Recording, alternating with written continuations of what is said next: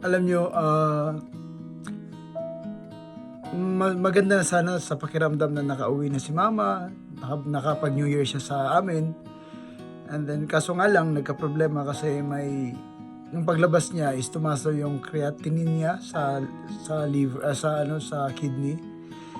And then yun yung nakita namin yung una kasi namamagay yung namamagay yung paa niya, tsaka yung paghinga niya minsan, nahihirapan siya. Kaya dinala na naman namin siya ngayon sa hospital. And then yung findings is hindi about sa kidney.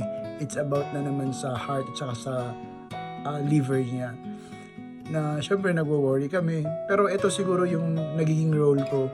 Kasi talagang gusto kong umuwi. Gusto kong nasa tabi ng mama ko. Pero hindi rin siya pwede kasi paano ko sila matutustusan sa mga pangangailangan nila. As an OFW talaga, yung napakalaking role natin is to finance them, to give them the best na makasurvive sila. Kasi importante talaga yung pera sa atin Pag wala tayong pera, hindi tayo papansinin sa hospital.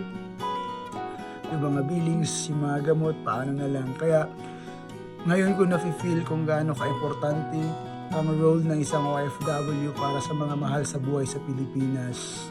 Financial talaga yung pinakailangan para makasurvive sila doon. At yun yung role ng isang OFW.